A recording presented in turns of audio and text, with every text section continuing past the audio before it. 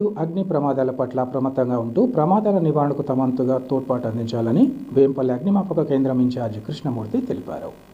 వేంపల్లె అగ్నిమాపక కేంద్రంలో ఈరోజు అగ్నిమాపక వారోత్సవాలు ప్రారంభమయ్యాయి.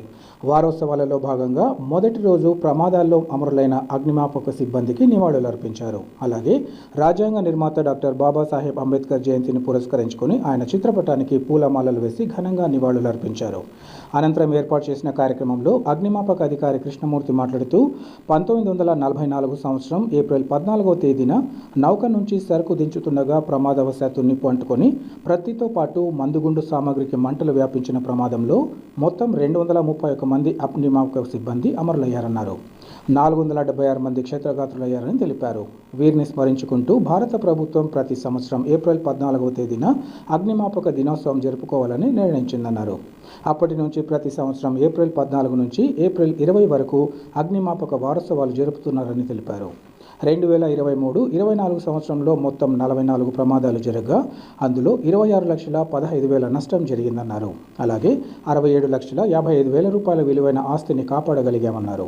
అగ్ని ప్రమాదాల నివారణకు ప్రజలు తమ వంతుగా తోడ్పాటు అందించాలని ఆయన సూచించారు. అనంతరం వేంపల్లె స్వామి వివేకానంద పాఠశాల కరెస్పాండెంట్ రామాంజనేయ రెడ్డి అగ్నిమాపక వారోత్సవాల ప్రాధాన్యతను వివరించారు.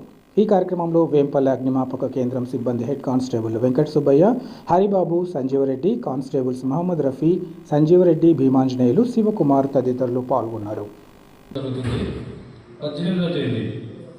ఎల్పిజి గోడౌన్స్, పెట్రోల్ బంకు వాటి విధానంలో ఏ విధంగా అక్కడ సిబ్బంది పనిచేసే వాళ్ళు అవేర్నెస్గా ఉండి ఎట్లా అగ్ని ప్రమాదం నివారించాలని తెలియజేస్తాము.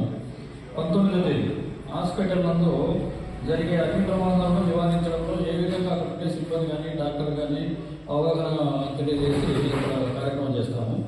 20వ తేదీ వచ్చేసి వేంపల్లి అగ్నిమాపకలోనే ఫైర్ సర్వీస్ మా దగ్గర ఎక్విప్మెంట్స్ ఉన్నాయి. ఫైర్ జరిగినప్పుడు ఏ ఎక్విప్మెంట్ ఎక్కడ వాడాలా, ఏ విధంగా స్పందించాలా అని మా సిబ్బంది వచ్చిన పిల్లలందరికీ ఆ వస్తువులను చూపిస్తూ వాటి యొక్క పరికరం ఏ విధంగా ఉంటుంది, ఎందుకు వాడాలా, ఎక్కడ వాడాలా అని చెప్పేసి అవగాహన సదస్సు మా కేంద్రంలోనే నిర్వహించడం జరుగుతుంది. వార్తలు ముగించే ముందు